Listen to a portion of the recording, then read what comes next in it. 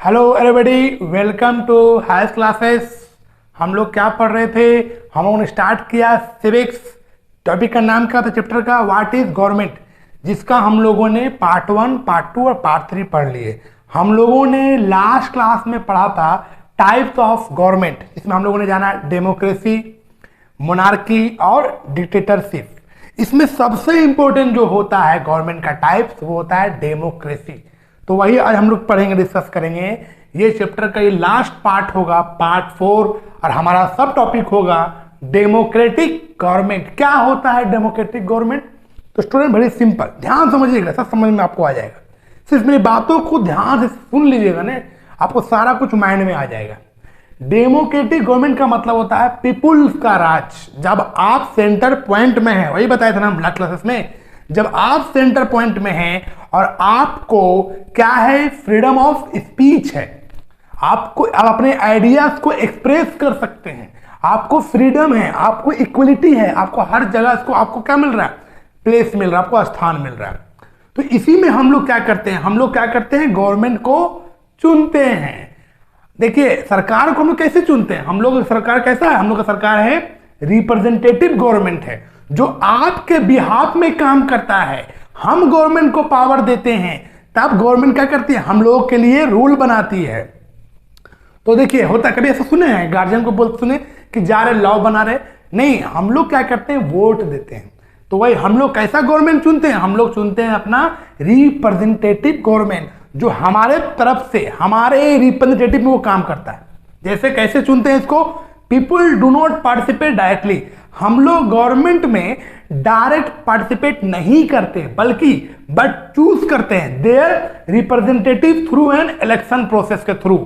जैसे देखिए हम लोग जानते हैं 2 तरह का चुनाव हम लोग देते हैं, अब तो 3 तरह का चुनाव आ गया।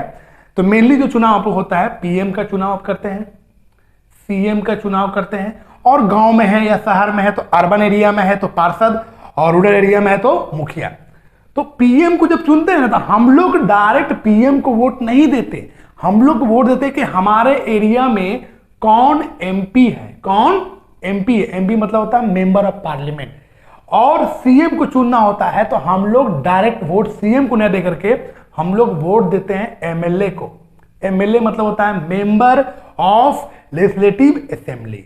एमएलए चुनता है सीएम को और एमपी चुनता है प्राइम मिनिस्टर को। तो क्या हम लोग डायरेक्ट में काम किए, हम लोग गवर्नमेंट चला रहे हैं, हम लोग डायरेक्ट हम लोग वोट इसको दिए, अब वो उसका सीएम बना दिया। अब जो भी काम होगा, जो आपके एरिया का एमएलए होगा, वो आपका रिप्रेजेंटेटिव करेगा। जैसे हम जहां रहते हैं, हमारे एरिया के एमएलए का नाम है राज सिन्हा, तो वो क्या करेगा, हमारे एरिया का जो भी प्रॉब्लम होगा वो कहां उठाएगा बात को, विधानसभा में। और हमारे एरिया के एमपी का नाम है पशुपतिनाथ सिंह, पीएन सिंह। तो ये सब आपका रिप्रेजेंटेटिव करता है। और सीएम क्या करता है, सीएम पूरे स्टेट का, मतलब महाराष्ट्र का जो सीएम है, या वेस्ट बंगाल का सीएम है, या उत्तर प्रदेश का सीएम है, वो क्या करेगा, अपने पूरे स्टेट के लोगों का रिप्रेजेंटेटिव करता है। इसी तरह से अगर पीएम मोदी की बात करेंगे, जब पीएम कहीं भाषण दे रहा हो, प्राइम मिनिस्टर मोदी मान ली चाइना में, अमेरिका में, तो क्या वो अपने आप को रिप्रेजेंट कर रहा है? नहीं, पीएम मोदी रिप्रेजेंट कर रहा है हमारे भारत के 130 करोड़ आबादी को। याद रखिएगा।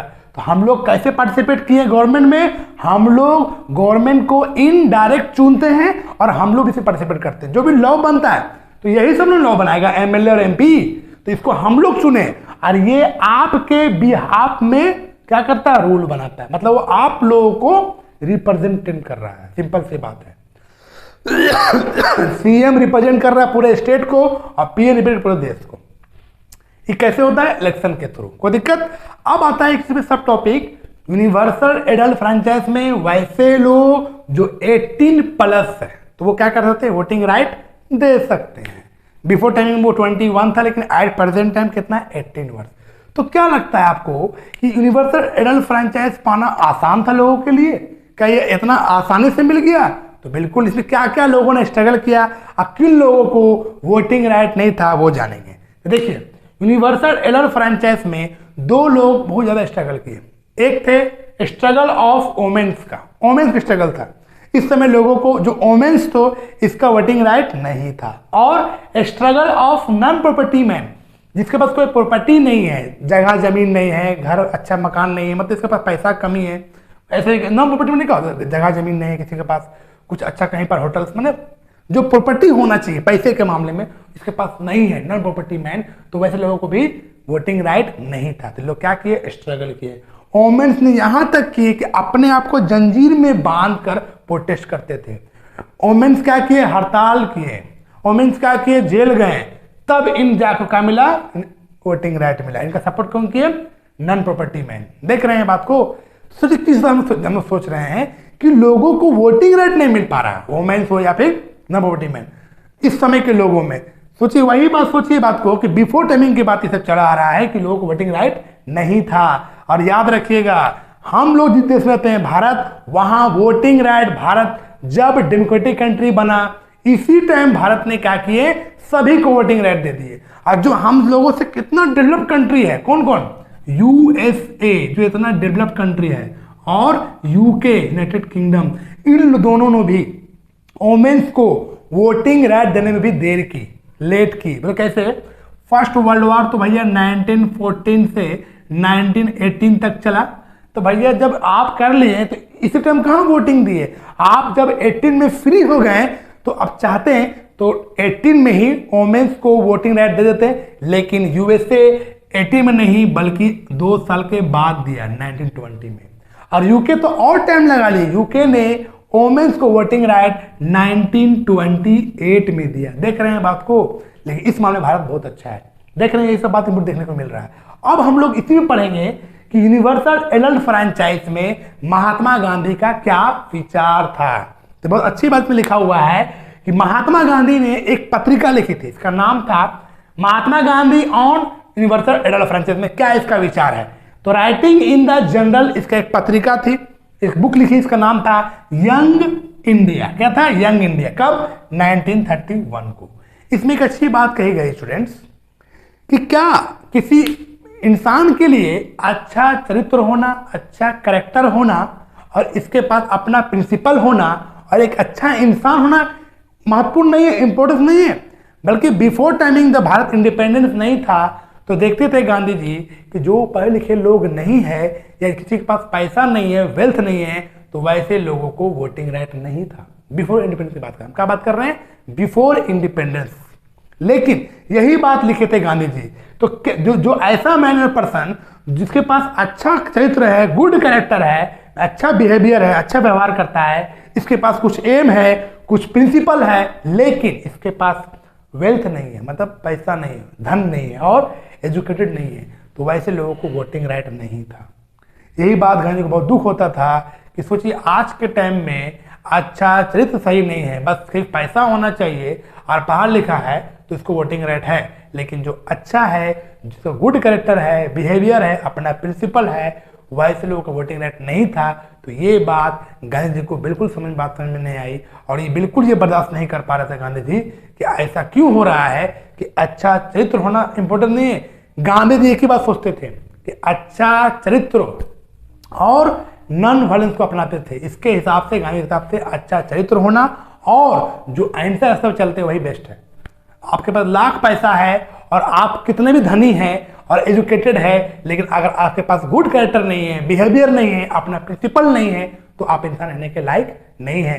तो गुड कैरेक्टर होना बेस्ट होता है और बिहेवियर होना, तो इसी को वोटिंग राइट मिलना चाहिए था। तो यही बात इसमें लिखा होता है यंग इंडिया में। ये क्वेश्चन आता है स्टूडेंट कि यंग इंडिया कब आया, 1931 में। 1931 में महात्मा गांधी की कौन सी पुस्तक आई, तो यंग इंडिया, जिसमें ये बात कही गई कि सभी को वोटिंग राइट मिलना चाहिए, चाहे वो पढ़े लिखे हो या ना हो, चाहे इसके पास संपत्ति हो या ना हो। यही बात इसमें कही गई।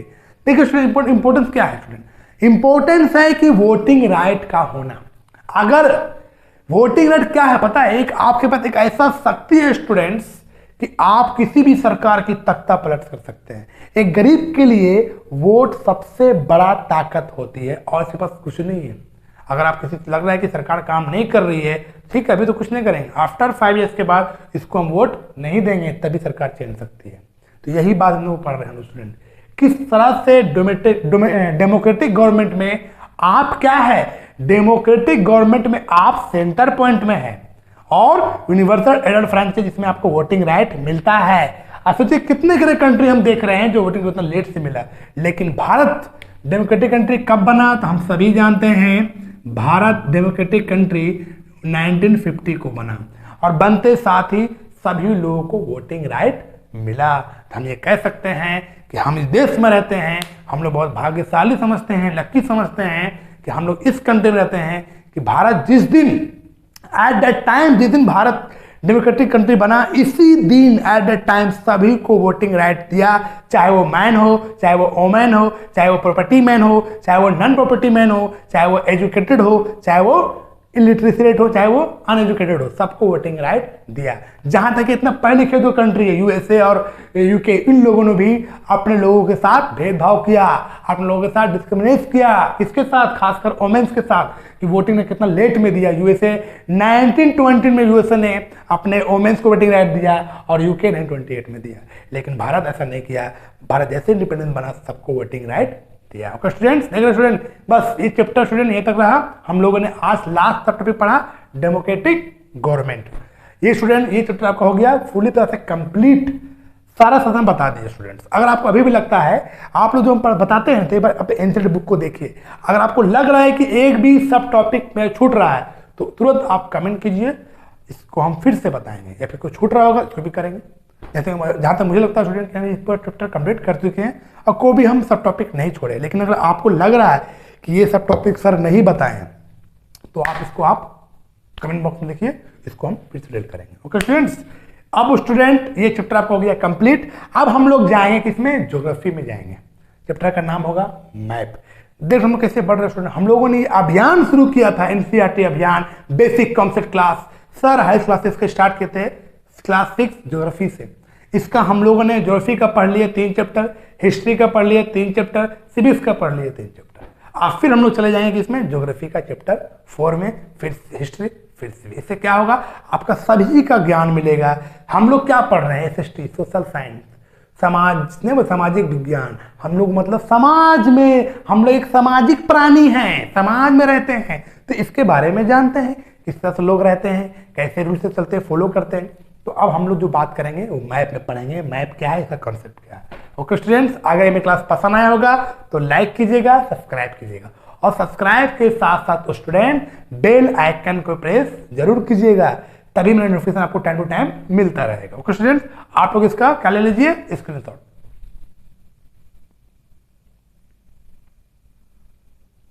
देखो स्टूडेंट कितना इंपॉर्टेंट टॉपिक था स्टूडेंट, ये अच्छे से पढ़िएगा और एनसीईआरटी बुक को रीड कीजिएगा।